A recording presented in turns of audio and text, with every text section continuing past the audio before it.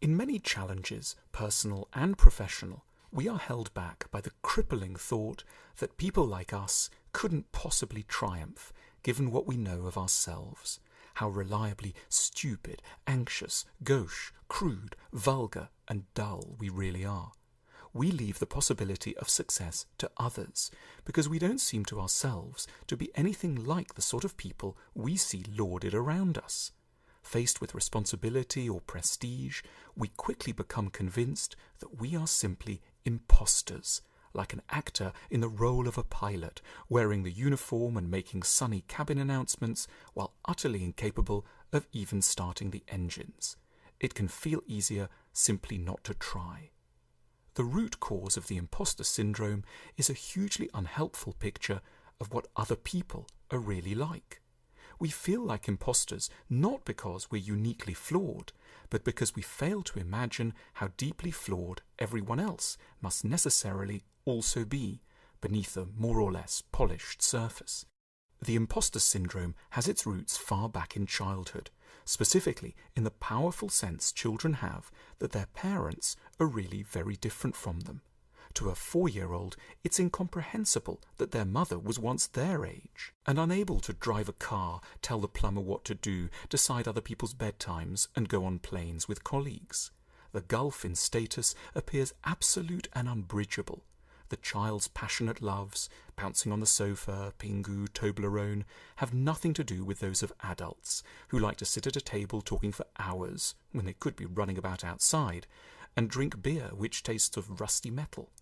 We start out in life with a very strong impression that other people, especially competent and admirable other people, are really not like us at all.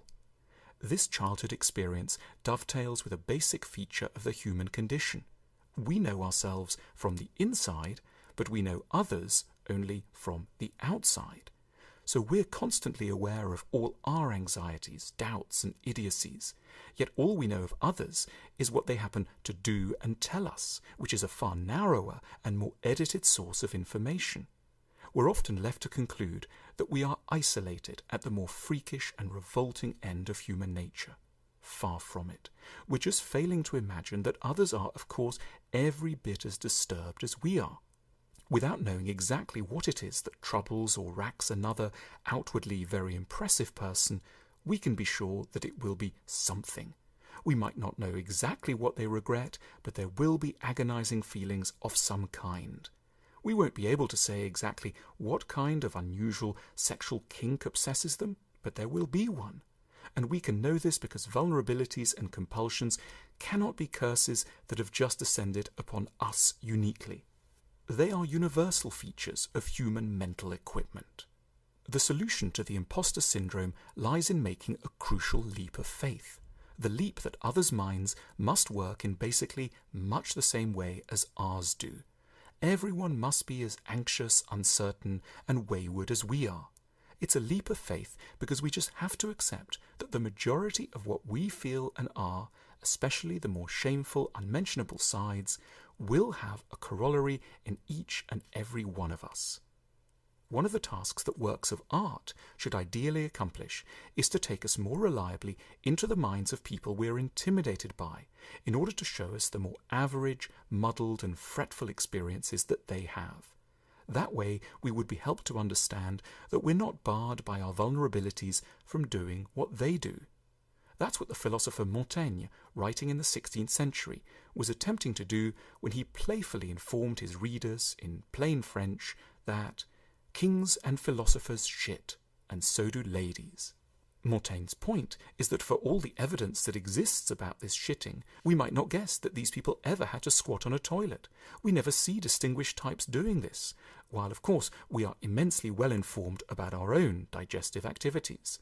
And therefore we build up a sense that because we have crude and sometimes rather desperate bowels, we can't be philosophers, kings or ladies, and that if we set ourselves up in these roles, we would just be impostors. Montaigne's example is a neat one, because despite the lack of evidence, we know that these exalted people must of course excrete in exactly the same way we do. So, with Montaigne's guidance, we're invited to take on a saner sense of what grand, powerful and beautiful people are really like. But the real target isn't just an underconfidence about bodily functions. This point extends into the psychological arena too. Montaigne might also have said that kings, philosophers, and ladies are racked by self-doubt and feelings of inadequacy, sometimes bump into doors and have weird, lustful thoughts about members of their own families. Furthermore, instead of considering only the big figures of 16th century France, we could update this example and refer to CEOs, corporate lawyers, news presenters, and successful startup entrepreneurs. They too can't cope, feel they might buckle under pressure, and look back on certain decisions with shame and regret. No less than shitting, such feelings are not what separates us from them. Our inner frailties don't cut us off from doing what they do. If we were in their roles, we'd not be imposters, we'd simply be normal. Making a leap of faith around what other people are really like helps us to humanize the world. It means that whenever we encounter a stranger, we're not really encountering a stranger. We're in fact encountering someone who is, in spite of the surface evidence to the contrary, in basic ways very much like us, and that therefore nothing fundamental stands between us and the possibility of responsibility, success, and fulfillment.